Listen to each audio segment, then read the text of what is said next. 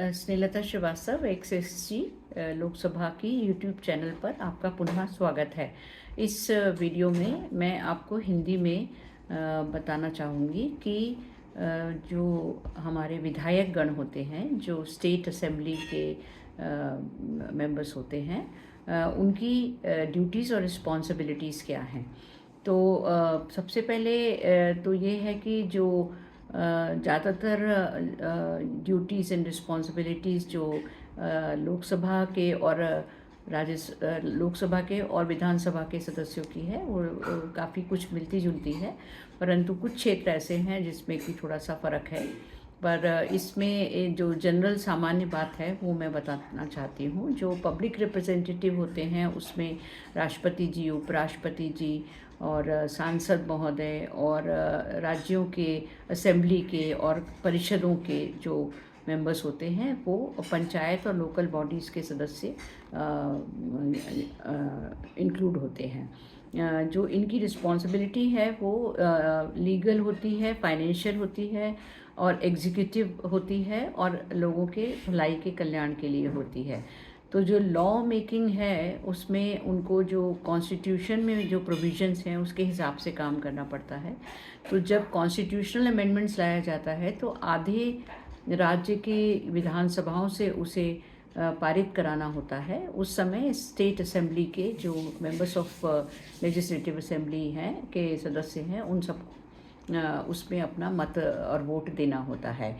इसके अलावा जो स्टेट्स हैं वो स्टेट्स लिस्ट जो 7 शेड्यूल में दी गई है उसमें जो सब्जेक्ट्स होते हैं उस पर बिल बनाने का काम कर सकती है। जो तीसरा महत्वपूर्ण जो कॉन्स्टिट्यूशन में उनके लिए लीगल वर्क है वो है राष्ट्रपति के चुनाव के समय वोटिंग करना। जैसा कि आप सभी को पता है कि राष्ट्रपति के चुनाव में हर एमएलए के वोट का एक मूल्य होता है और उसके हिसाब से चुनाव में राष्ट्रपति जी को वोट मिलते हैं। तो ये 3 लीगल ड्यूटीज़ कॉन्स्टिट्यूशन के हिसाब से दी गई हैं। जो फाइनेंशियल ड्यूटीज़ हैं उसमें सबसे महत्वपूर्ण है बजट पारित करना और बजट पारित करते समय कट मोशंस देना।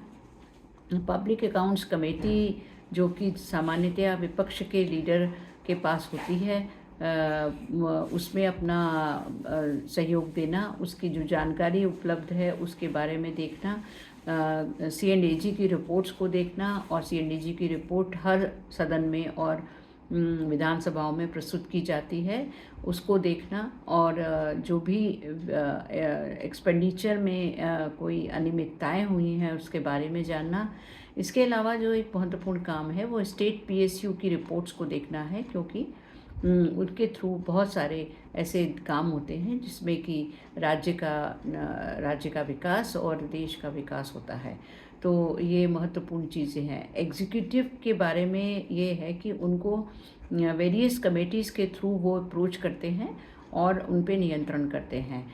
तो जो भी काम है उसके बारे में जानकारी लेना, उनको सारी इन्फॉर्मेशन उपलब्ध कराना, उनके सामने अधिकारियों की और कर्मचारियों की उपस्थिति और महत्वपूर्ण मुद्दों पर चर्चा करना, ये सभी वो कमेटी के वेरियस कमेटीज़ हैं उनके माध्यम से कर सकते हैं। जब सदन चल रहा होता है तो स्थगन प्रस्ताव एक बहुत बड़ा टूल है जिसके माध्यम से वो एग्जीक्यूटिव को उनको काम कराने के लिए और जल्दी काम कराने के लिए बाध्य कर सकते हैं। प्रश्न के माध्यम से वो काफ़ी सारी जानकारियाँ पब्लिक को भी उपलब्ध करा सकते हैं, खुद को भी उपलब्ध हो सकती हैं। इसके अलावा शून्यकाल में जो जनता के महत्व के मुद्दे होते हैं उन्हें उठा सकते हैं। इसके अलावा जब गवर्नर साहब के एड्रेस के ऊपर चर्चा होती है तब वो किसी भी मुद्दे को उठा सकते हैं, बिना नोटिस दिए वो मुद्दे उठा सकते हैं। ये एक बहुत बड़ा मौका होता है जिसमें वो काम कर सकते हैं।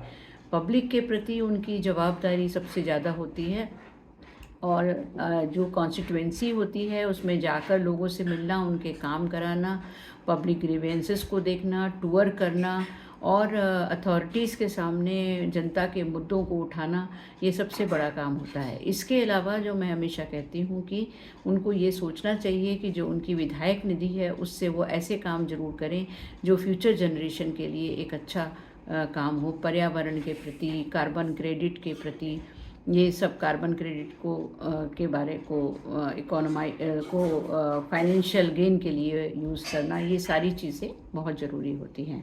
तो इसके अलावा जो कॉन्स्टिट्यूशनल प्रोविजंस हैं एमएलएस के लिए, एक आर्टिकल 173 है, 7 शेड्यूल है, आर्टिकल 246 है, उसमें आर्टिकल 170 है जिसमें कि लेजिस्लेटिव असेंबली का कॉम्पोजिशन उसके हिसाब से तय होता है।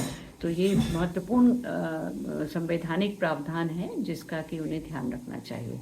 धन्यवाद।